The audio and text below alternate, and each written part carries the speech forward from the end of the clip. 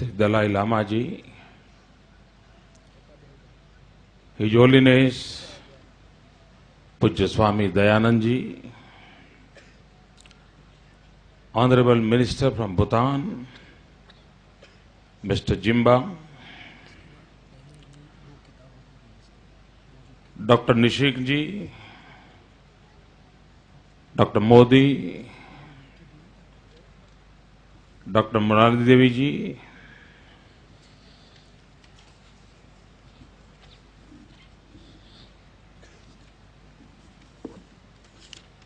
the dignitaries on the dais, ladies and gentlemen, it gives me immense pleasure to be present in this international seminar. I hereby extend my warm welcome to all the participants and to those from far off places who came here despite inclement weather, and to those from homes nearby. This seminar is being organized at a right time. Today's world is rife with conflicting interests and nagging threat to world peace. The relevance of Buddha's teaching at this time makes this seminar most important.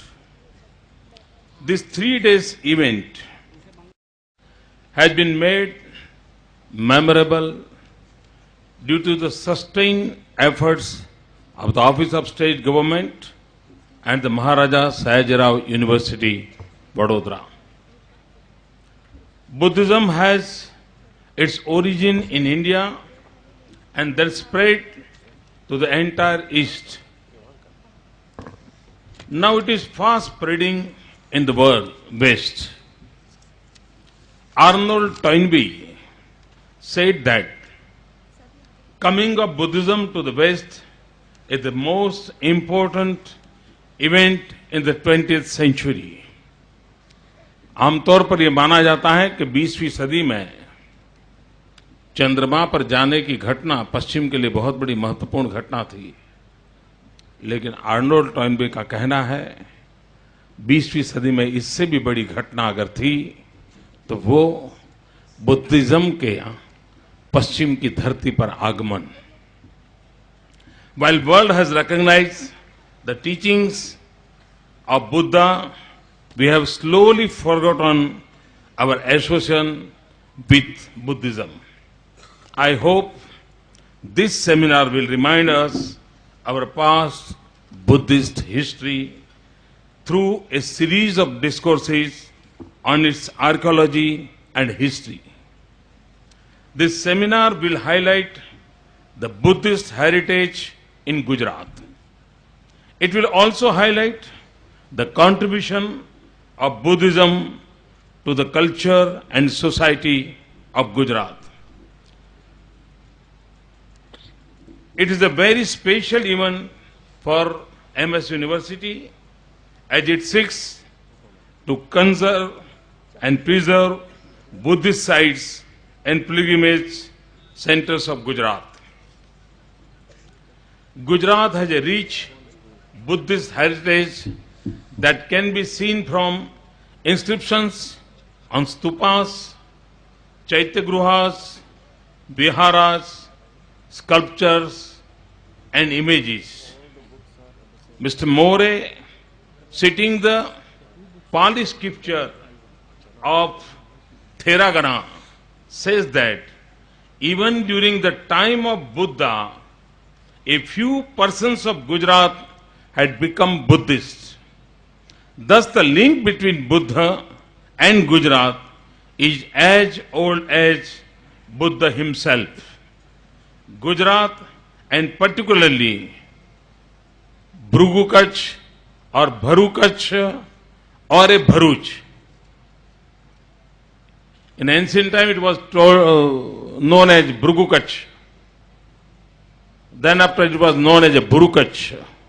and now it is known as Bharuch. Gujarat, and particularly Bharuch, the ancient international port, is mentioned many times in the oldest Buddhist literature. Interestingly, Buddhism got a strong foothold during the Emperor Ashok's rule. We can see this from the rock edict in Junagadh at the foot of the Girnar hills. The inscriptions, caves, and water system built by Ashoka shows how Buddhism spread after the emperor turned to Buddhism. The rock edict has 14 inscriptions describing the Buddhist epic on by which Ashoka's empire was built. It will be news to many that during the time of Maitraka kings, there were more than 13,000 monks in Gujarat. We also had one of the greatest Buddhist universities, Vallabhi Buddhi University in Balbhipur in Gujarat during that period. सारे विश्व में नालंदा और तक्षशिला के संबंध में काफी मात्रा में चर्चा भी है, जानकारी भी है।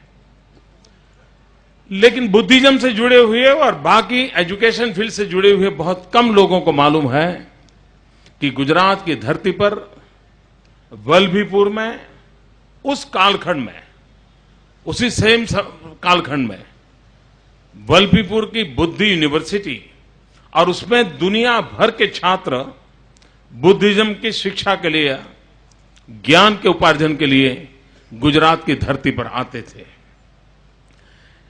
जूनागढ़ के अंदर अशोक का शिलालेख ज्यादातर गुजरात के या आर्कियोलॉजी की दुनिया के लोगों के लिए परिचित है, लेकिन कभी कभी मुझे मेरे मन में विचार उठता है कि भारत ने जिस राष्ट्र चिन्ह के रूप में 3 सिंहों वाला अशोक स्तंभ को पसंद किया है, ये 3 सिंहों की मुद्रा वाला अशोक का स्तंभ कभी कभी लगता है कि इस बात की गवाही देता है क्योंकि सदियों से लुप्त होते होते लायन गुजरात में गिरनार में आकर के रुके हुए हैं, वहीं बचे हुए हैं और वही सिंह अशोक स्तंभ की राष्ट्रीय मुद्रा का चिन्ह बने। 3 लाइन वाला हम सब परिचित हैं और गिरनार में ही अशोक का शिलालेख हो। मैं मानता हूं कि जो आर्कियोलॉजी के क्षेत्र के लोग हैं, जो हिस्ट्री के ज्ञाता हैं, वो जरूर इस बात पर भी कभी न कभी संशोधन करेंगे कि आखिरकार सम्राट अशोक ने इन 3 सिंहों की मुद्रा को पसंद किया, उसके पीछे क्या गुजरात के सिंह, गुजरात की घटना,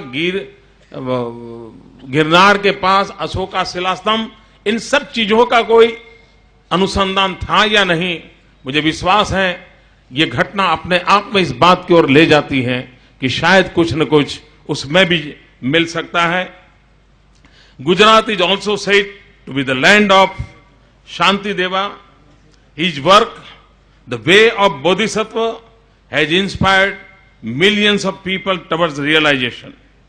Gujarat also was the home of great Buddhist philosophers like Dharmagupta, Srimati and Gunmati. Huensang entered Gujarat from Maharashtra, traveled extensively to places like Bharuch, Vadnagar, Kutch, Vallabhipur, Saurashtra, and many other places in Gujarat. He notes that both Himyan and Mahayana, there are 2 streams in Buddhism, Himyan, Mahayana. He notes that both Himyan and Mahayana forms of Buddhism were followed in Gujarat. Given the glorious legacy and cultural heritage, Gujarat has to find its rightful place on the map of Buddhist world. MS University found the relics of Lord Buddhist culture at Devani Mori in Sabarkantha. In Devani Mori, the ashes of Gautam Buddha were found in casket buried inside a stupa. The casket is one of the few which can be seen and touched. It is undoubtedly the pride of Gujarat. In fitness of things, I wish to see a majestic Buddhist temple in my state and see tourists from around the globe, especially from Southeast Asian national flocking here. The excavation of Buddhist monastery in my hometown Vadnagar is a historical milestone. Here a Vihar monastery, considered the crown jewel among the historical sites in Gujarat, has been excavated. Vadnagar is one of the few Indian towns to have remained continuously inhabited for the past 2200 years and having lived through the Buddhist era. Huyen Tsang had written that there were 10 Buddhist vihars in the flourishing ancient Vadnagar town in which 1,000 monks lived. There are other Buddhist heritage sites in Gujarat, such caves of Sana near Una and at the Prabhas Patan, both in Junagadh district. Then there are 2 Buddhist caves in Talaja and Siot in Kutch, and Khamlida near Rajkot. The one at Khamlida has 2 large-sized sculptured stone figure of Bodhisattva, Padmapani and Vrajpani. Siot cave in Kutch is more than 2,000 years old and was famous monastic site, and Kadia Dungar in Bharuch where stupa and vihars existed once. Gujarat is poised favorably to become Buddhist pilgrimage circuit not only in India but also the world. I feel that time has come to make it known to millions of Buddhist scholars and lovers of Buddhism about the historical and archaeological wealth available in Gujarat. The third aspect of this seminar, after Buddhist archaeology and history, is the philosophy of Buddhism.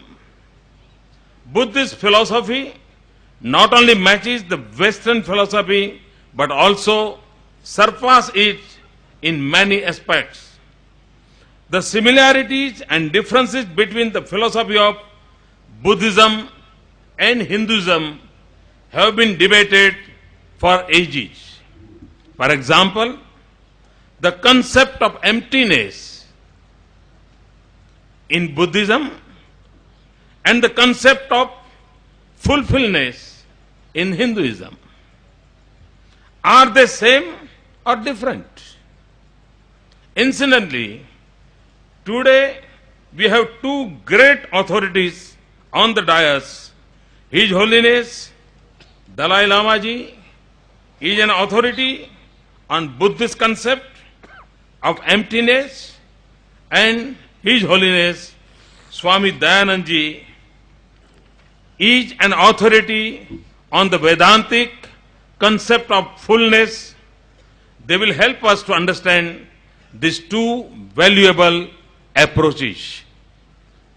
हम ये बात बहुत पुरानी जानते हैं कि शंकराचार्य जी का अद्वैत का सिद्धांत और उसी समय बुद्ध के विचार, सदियों तक इसकी चर्चाएं चलती रही हैं और बदलते हुए समय में एक साथ बैठ करके आने वाली पीढ़ियों को उसके जो उच्च मूल्य हैं उसका नजराना देने का अवसर हमें इसी सेमिनारों से मिल सकता है।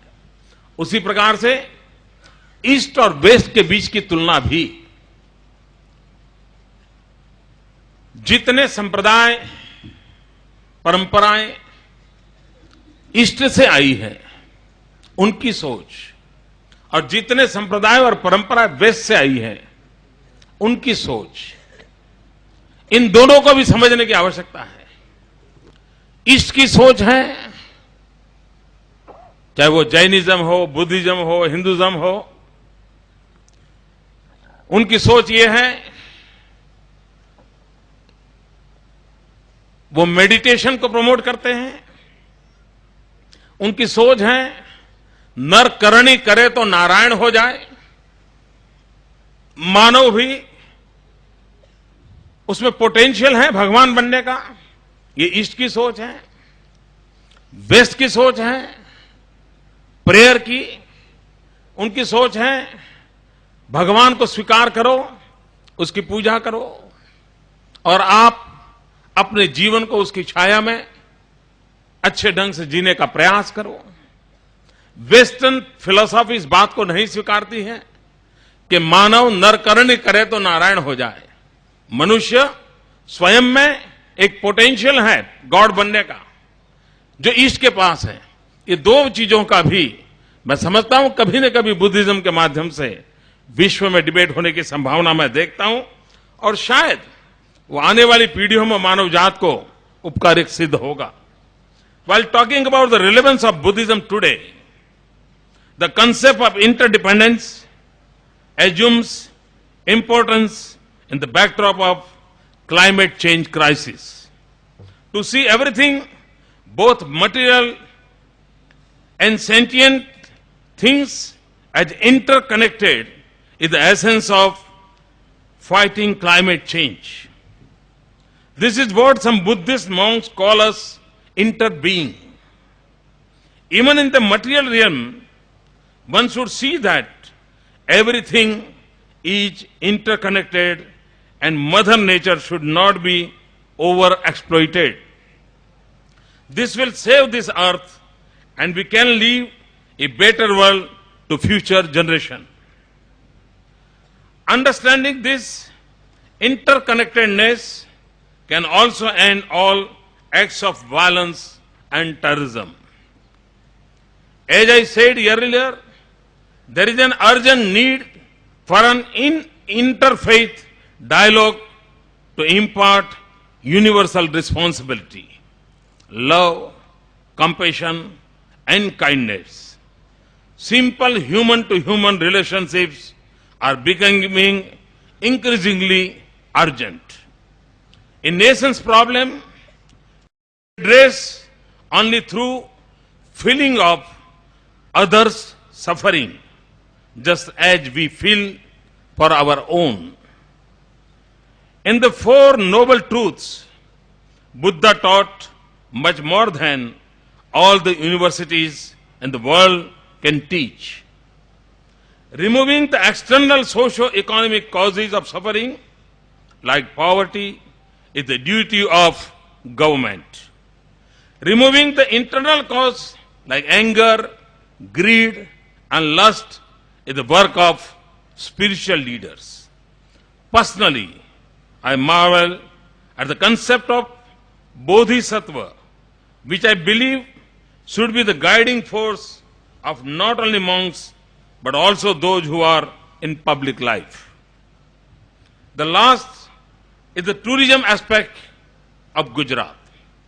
We need to look at the tourism potential as it has revenue implications and a source of employment generation.